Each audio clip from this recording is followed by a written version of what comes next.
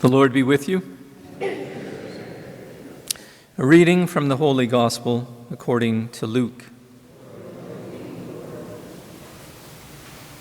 On the way to Jerusalem, Jesus was going through the region between Samaria and Galilee.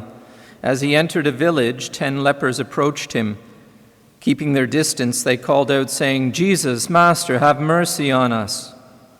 When Jesus saw them, he said to them, "Go, show yourselves to the priests."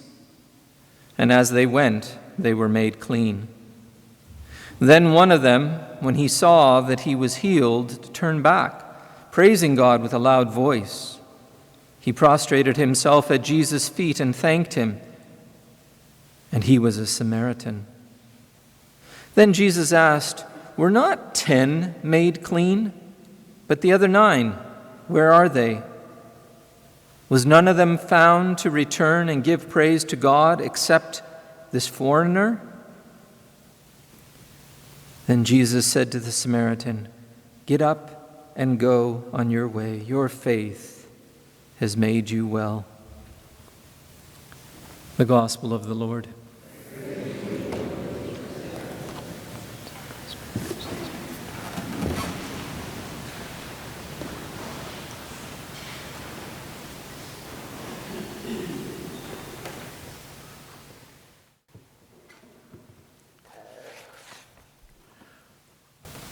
On this Thanksgiving weekend, both our first reading and our gospel reading give us a reflection and an example of thanksgiving.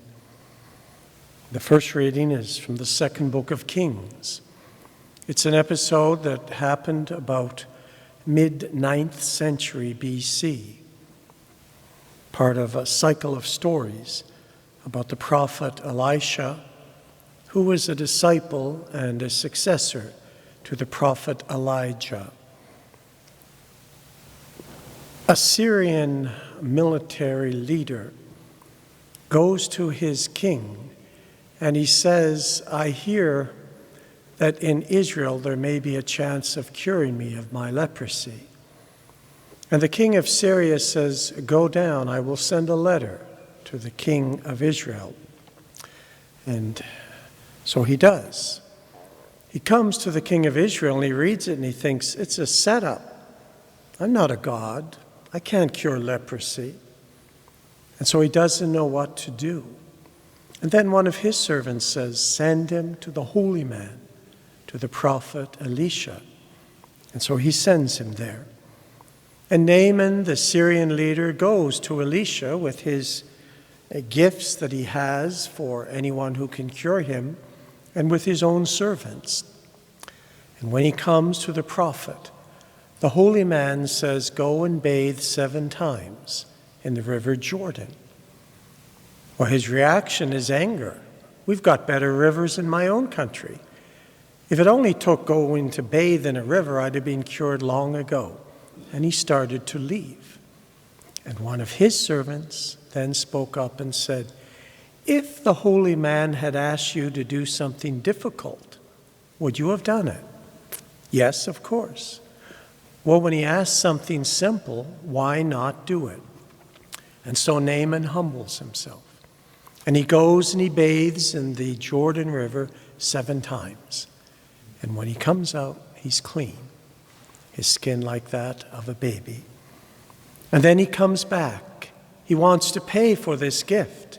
He brought down with him great treasures, hoping that he might find a cure in Israel. And the servant of God says, "No, I won't take any of it." Well, then he says, "Will you give me a gift? Will you let me take 2 mule loads?" That would be 4 bags of the soil of this land, Israel, because I will no longer worship any God but the God of Israel. And even though I go home to my own country, I will worship the God of Israel on the soil of the promised land. And that is what he does. Our gospel reading, we see again a call for thanksgiving. Jesus is making the journey. We've been reading about it now for a number of weeks. He's going from Galilee in the north, where he grew up, down through Samaria, which is in the mountainous region, and ultimately up again into the hills of Judea to the capital city of Jerusalem. And as he passes through Samaria and Galilee, he goes to a village. And outside the village, 10 lepers approach him. Now they would have been calling out, "Unclean, unclean," as the law required them to do, and keeping their distance. And they ask him, "Jesus, Master, have mercy on us." And Jesus just tells them something very simple. Go and show yourselves to the priests. And so all 10 of them went. And when they were going to show themselves to the priests, because according to the law of Moses, they had to be certified clean if they claimed it by one of the priests, they were all made clean. Only one of them then turned around, seeing that he was healed, giving praise to God in a loud voice, falling down at the feet of Jesus, which he couldn't have done before as a leper. But now he can fall at the feet of Jesus, and he thanks him. And the catcher, he was a Samaritan, not a Jew, but one of the Samaritans, a people who were hated basically by the rest of the Jews, and it was mutual. And then Jesus asked, "What about the others?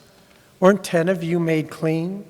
Was none of them found to return and give praise to God, except this foreigner?" And then he blesses him. "Get up, go on your way. Your faith has made you well." What are some of the lessons in these two readings? Well, one, you can't buy the most important things. They are gifts. And secondly, a gift, a true gift, calls forth a response. And that response is to give thanks, thanksgiving. And so I invite all of you during today's Mass and during this weekend to think about all the truly important things and people in your lives that are gifts. And here in prayer and other ways during the weekend to give thanks to God for those gifts.